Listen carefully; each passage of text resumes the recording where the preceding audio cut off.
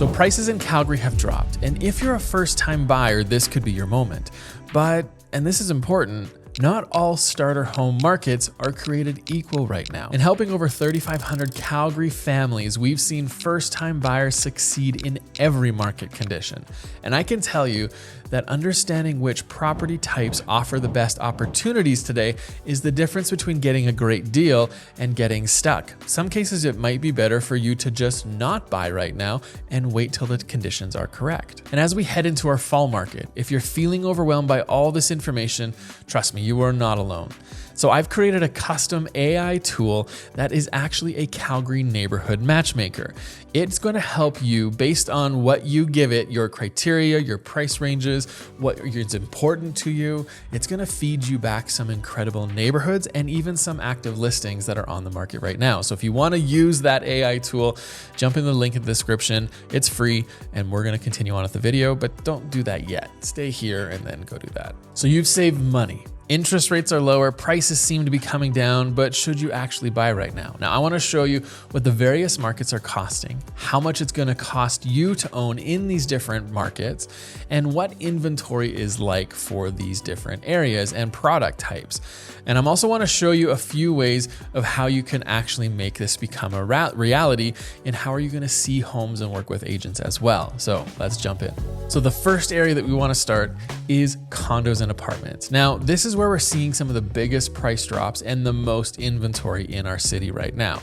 And it really is perfect for first-time, lowest priced kind of first-time buyers, but you need to understand what condo fees are and building quality. All buildings are not created equal. So I cannot cover better and worse buildings in a single video because there's just too many of them.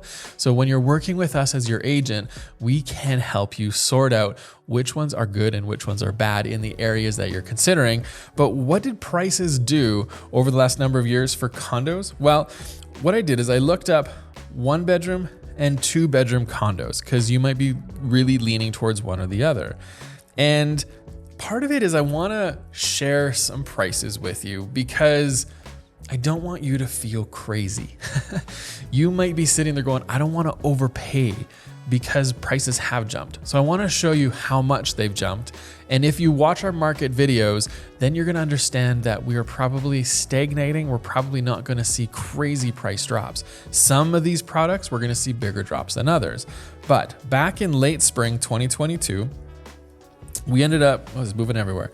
We ended up seeing 2-bedroom condos being $260 and $226 for 1-beds.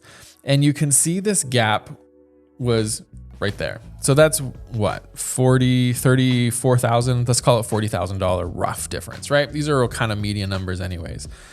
But then what happened is in late 2023, we started to see prices rise a little bit for both product types. And then in 24 was probably the biggest increase that we saw. 2-bedroom condos reached $350,000 and the 1-bedroom condos reached about $280,000. Now, since last spring, so a year ago, we've seen about a $10,000 price drop for the 2-bedrooms and approximately the same for the 1-bedrooms.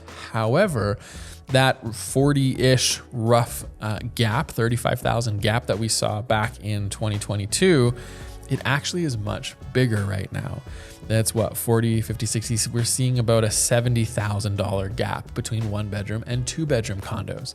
So just know that walking into this, 2-bedroom condos are going to have more appeal than a 1-bedroom condo for those that need a 2nd bedroom, which is the reason it's 2 bedrooms, but you could use it for a roommate, right? Offset cost. You could use it as an office. You could use it for a small family, for you and a partner, whatever it is, but you have more space. And so it's going to become more of an appealing product than just a 1-bedroom condo is going to be. Now, the sweet spot for many buyers we have found is townhome properties because you get more space.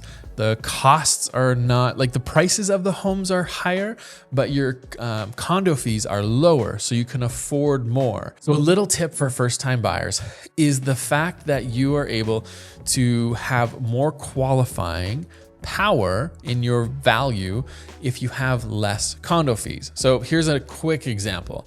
At $300,000, let's say you're approved for $500 of condo fees per month, which is high, but regardless, let's say that's what it costs and that's what you're gonna have. Now, if you were to move to a townhome and have less condo fees, if the condo fees went down $300 and they're at $200 a month, well, now your same qualifying, nothing changes, you could afford $330,000. Now, doesn't necessarily mean that's all of a sudden gonna move you into a townhome, but you could move to a different area, different of the city, like neighborhoods, whatever, and find larger space with less condo fees and kind of make it work. So these townhomes are kind of a sweet spot for a lot of first-time buyers. And what are they doing? Well, we split this up between large and small, and I split it right around the 1,300 square foot range, because when you have a 1,250 versus a 1,350, you can kind of notice it.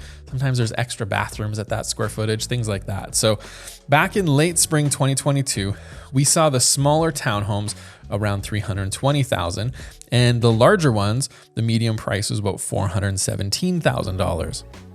So here we have, what is that? That's roughly about $100,000 price range gap. Now over 23, 24, we reached $525,000 at the high for the larger townhomes and $410,000 for the smaller townhomes. And since then, we've seen it come back, and we're now sitting around $506,000 and $390,000. So we are actually still about $115,000 gap. So that gap from 22 to 25 has increased still. Again, larger properties are more desirable. So if you're looking for a townhome that might be 2-3 bedrooms, you're probably sitting in this kind of range. If you're looking in that smaller 1,200 square foot, 2 bedrooms, maybe one, like with one bathroom upstairs, then you're probably gonna be sitting in this 390 range. Now, this is across the whole city, and it's really, really hard to nail down. Unless we start going into neighborhoods and everything, this is what the prices are across the whole city. Now, I would say that the most competitive market right now is starter detached homes. Now, there's limited inventory and multiple offers are still common, but if you can get one, you're potentially buying something that's gonna hold its equity the most over the future. And I would say it would probably go your detached homes to your townhomes and then your apartment condos. So if you're wanting to buy something, for me personally, if I was advising you, let's say you're my daughter, if my daughter was sitting here, I would advise her to do her best to try to get into a townhome or a small detached home, and then rent rooms out, things like that. And the reason is because those two product types are gonna hold their values longer than most of the condo apartments are gonna hold them. That's just truth. That's just kind of Calgary's market, what happens. And so that's what I would advise you. So what do the detached homes look like? Well, these are all detached homes under 1,750 square feet. So they're all more starter type detached homes. And we broke it out with no garage and with a garage, because that's kind of two different product types. Some people don't care if they have a garage, and some people want a garage.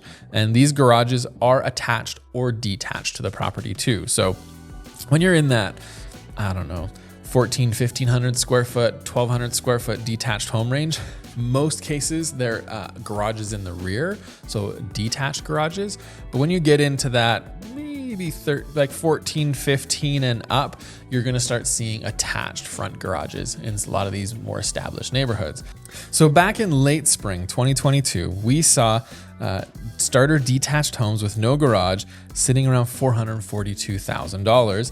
And for about $80-ish, $90,000 more, you could get one with a garage. And that's kind of, again, your median prices. Over the years, same flow as the other ones. They reached $660,000 and $575,000. So it's a pretty big jump. And then since the high of last spring, they're now sitting around $650,000 and $557,000. So you're sitting around, I think this is $88,000. This is like 93? There you go, I think roughly. And so that's the difference here. So what's really interesting is this gap compared to this gap, this held a lot better than some of the other product types, right? And so again, detached homes, they're going to hold their values so much more better than other different product types. So one thing I want to show you now is kind of the inventory, because it is quite fascinating when you look at this, because here's the thing. Remember how I was saying townhomes and detached properties are probably going to be your best investments outside of apartments. The reason for that is this one reason right here. So this is the green line is, let's see if I can make this straight. The green line, like this green line right here, that is the inventory of apartments month over month kind of thing, like just every month since 2015. And for the first time, we have the most amount of inventory. Right here, we were close a few times back in here, but right now, this is the highest amount of condo apartments that we've had on our market ever in Calgary that I can see inside of our charts. So there's a lot of inventory for apartment condos right now. And that's part of the reason that their prices are dropping so much. Now, if you look at the detached properties, you can see right here, we easily had years where there was way more inventory on the market.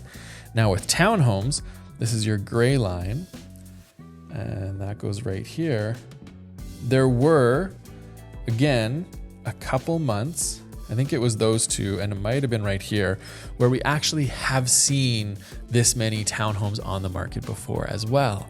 So the condo apartments have had so much inventory pushed on our market, and that is a big reason why you're seeing prices adjusting so much in that market. So understanding that, knowing that going into it, it is really, really critical if you're gonna buy an apartment condo to really, really know exactly what type of condo you're buying into, what kind of corporation are you buying into, what are the condo fees, how does it all work, how does that building, like what is the health of the building? So all of those are really invaluable and really, really important. Not necessarily you need to know that so much for townhomes, but you are still buying a condo when it's a townhome if it has condo fees, but detached homes, you're doing your own thing. So understanding that in this market for apartment condos is really, really vital. Understanding which property types offers the best value is really crucial. And knowing the price ranges is only half the battle. But knowing how much it's gonna cost you to actually own one of these things, well, that's the other part. So let's jump into our mortgage calculator. And I wanna show you a little bit of exactly how much this is going to cost you to own this property. So we're gonna look at 3 different product types. We're gonna look at the 2-bedroom apartments, we're gonna look at the small townhomes, and then the detached homes with the garage, and just kind of pull up in what it looks like for your actual mortgage income, okay? So in here, this is a calculator we use internally to kind of just give some ballpark figures and for creating the videos and whatnot. But if you have a month or a yearly salary of $70,000 is your income, and the $340,000 is the price of the 2-bedroom condos. That's the median price as of kind of late spring 2025, all right? Now, condo fees are gonna be, of all the sales that happened over that late spring, summer, the median, that kind of that average condo fee dollar amount was $615. So I'm gonna put that in here just so you understand what it is. Now, you have, let's say, saved 15%, okay? Most people save kind of that 10% down is what a lot of, I'm talking to brokers, that's what a lot of people do. But the more you can put down, the better, because CMHC cost is gonna go down. So if you have 20%, you don't have any CMHC costs, because if you're at 15%, you're putting down $51,000 plus $8,000 of CMHC costs built into your mortgage that you have to pay out, and it's a part of your fees, right? So really, in this calculation, at this income, if you have 10% down, you're not necessarily gonna qualify because your total monthly cost is $2,700, and this is red. This is basically your mortgage rules. So 39% of the gross income that you're making kind of tied into all of this, and there's like P&I, tax, half your condo fees, heats, all that kind of stuff. So this is just basically how lenders are gonna qualify you, right?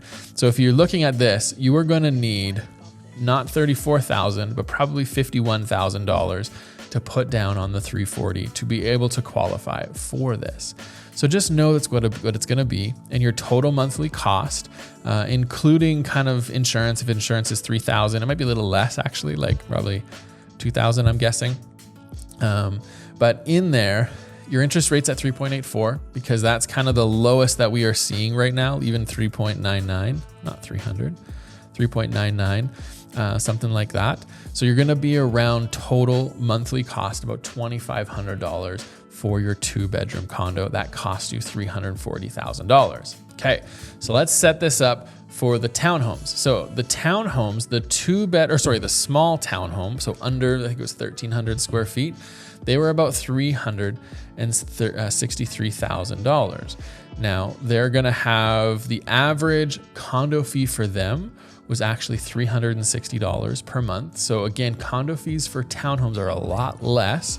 And even at the same income, and even with almost the same amount of down payment, you're gonna qualify. So your monthly cost is $2,420. So this is where I was saying, like, making the jump from the apartment to the townhome might be a little bit more doable than what you thought. So this might be a little bit more. And it doesn't put you over, but it's $2,500. And what did we say the apartment one? $2,500 as well. So again, when you lower this condo fee amount, it increases what you can purchase.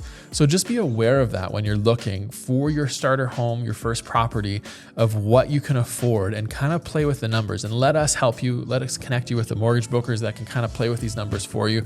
But this is a great example of how that actually plays out in real life. Now, the detached home, this is a total different game. So the detached home with garage is going to be sitting at $650,000. Now, your household income is probably going to be completely different in this case, right? So if you've got about 120, so let's say there's two of you, each making $60,000 a year, you're going to have household income of $120,000. Now, you're going to have zero condo fees. Insurance might be more. I don't think it'd be this much, but I'll put $4,000 in. And I think everything else is good. So even if you're doing 10% down, you've saved up $65,000. Your total monthly cost is going to be $3,900 a month. Again, the more you put down, the more this comes down. So if you've got $97,000 saved up and you're putting down 15%, it'd be about $3,700 a month based on the 3.99 interest over 25 years. So a few things that you really want to kind of watch is your down payment. Now you want to put anywhere, you can't put there's no zero down payments at all, but you need to put at least 5% down. If ideally put 20% down. CMHC fees are going to be in there. So depending on the price point, depending on your percentage, you're going to have different CMHC fees.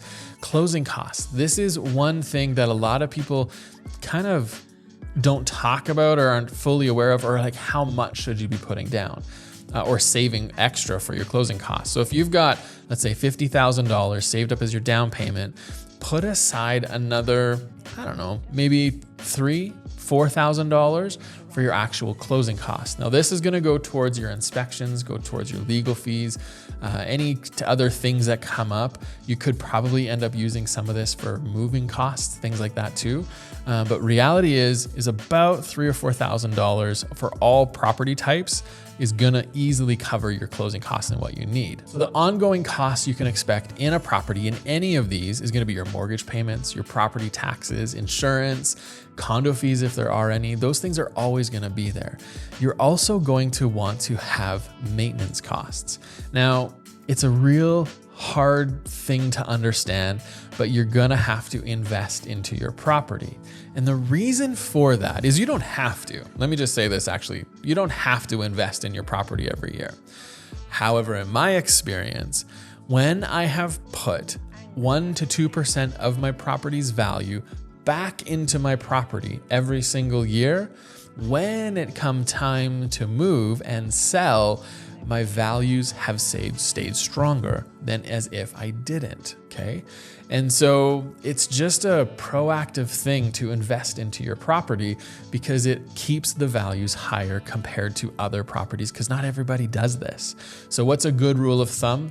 I would say anywhere between 1% to 1.5% of your purchase price. So if you have a $600,000 detached home that you bought, put in $6,000, maybe $8,000 each year. And this could be towards painting, right? It could just be freshening up the painting in the property. It could be redoing some windows, some doors, saving up for 2 years and doing a bigger project, things like that. But when you put money back into your property and you keep improving it, you're taking care of your investment. And that is something a lot of people forget to do. So I've thrown a lot of information at you, and I want to throw more information at you because I want to talk about what is the months of inventory based on some of these product types, okay? So when we're looking at months of inventory, this is the chart that I like to use, and I just made it up, so it's perfect. So in here, I want to show you kind of where the months of inventory, what type of market we are sitting in. So if you remember, or from other videos or watching our content or just other information you've seen, down here is a seller's buyer or seller's market. This is a balanced, and this is a buyer's market. So anything below 2.5 months of inventory. So how do you figure out months of inventory? This is a great thing. Even if you're buying in a complex, a townhome or an apartment, look at how many active homes are currently available in that complex, how many sales sold over the last 30 days or 90 days, but just look at the monthly number and then just divide the active with the sales. And that's gonna give you your months of inventory. So right now in the whole city, we've got 1-bedroom apartments. There's 329 that sold over the last 90 days. That's about 110 per month. And there's about 557 active properties. So for 1-bedroom apartments, we are sitting right about here at 5 months of inventory, okay? Now the 2-bedroom apartments, we had 712 sales over the last 90 days, which is 237 sales per month. However, there's 1,279 active properties, 2-bedroom condos on the market right now. And that is actually putting us at 5.4 months of inventory. So there's actually a higher inventory number for 2 bedrooms than there is 1 bedrooms. So what does this mean if you're looking at buying kind of an apartment?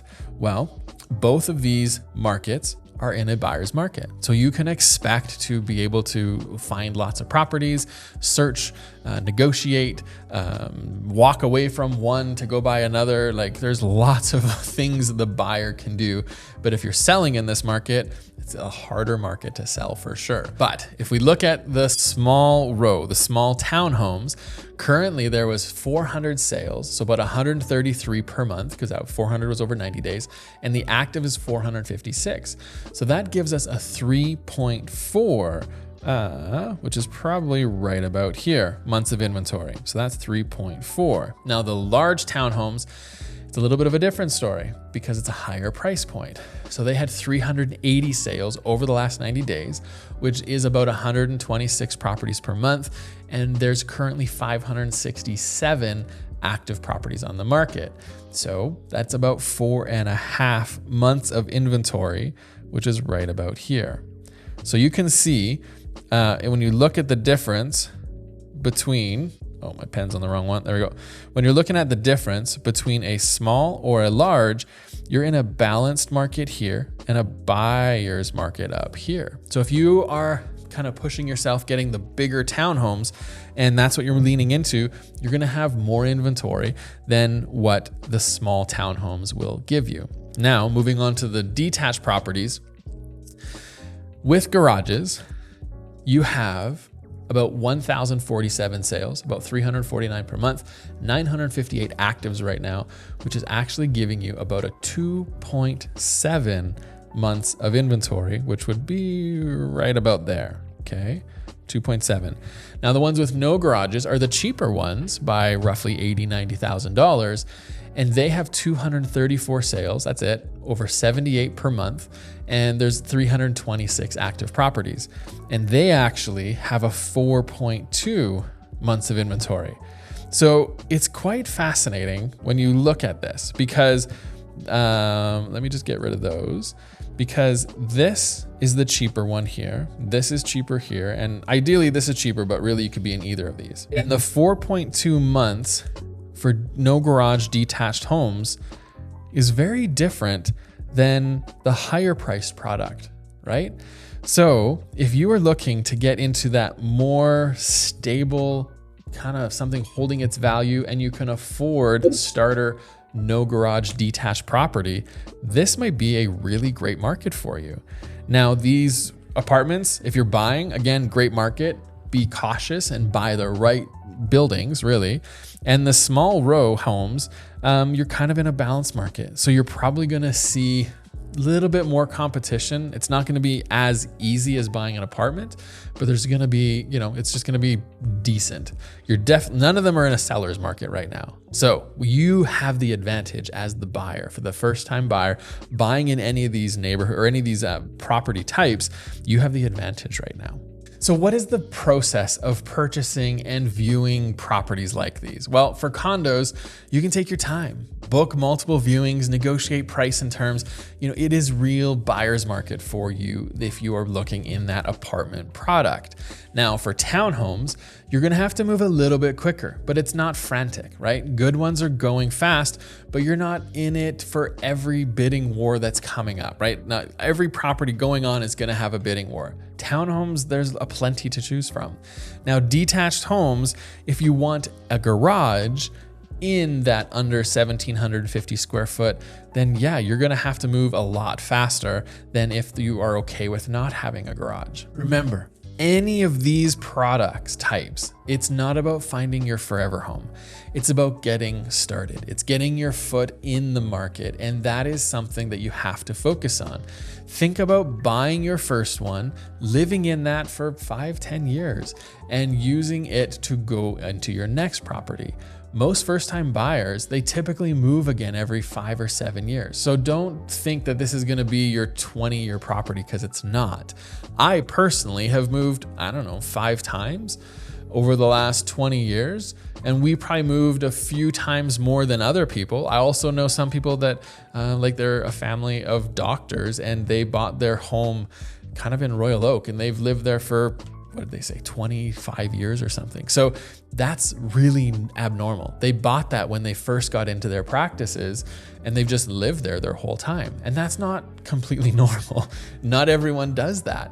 A lot of people do move up into different property types. So think of this as the starter property that you're getting into. Now, when you work with an agent, they're all gonna have their own processes. But when you work with Chamberlain Group here in our team, we wanna start with your shopping budget, understanding what that looks like. What are the goals? We're not gonna go house hunting right away. There's no point at looking at homes you can't afford, or you might not even want. So we wanna start with your shopping budget. Next, we wanna educate you on the real costs. So we're gonna break down the real costs of what it is in that property so you can understand what you're getting into. We're gonna look at neighborhoods, areas, and start wide and then go really, really tight. Because at that point, once we get tighter, we're gonna focus on specific properties and styles and streets. And we wanna help you narrow down exactly where it's good for you to live, because we wanna understand all of your needs and your wants. Because again, this might be a first-time property for you, and you don't even care where it is, because you want to turn it into a rental in the future. That's a very viable option to do.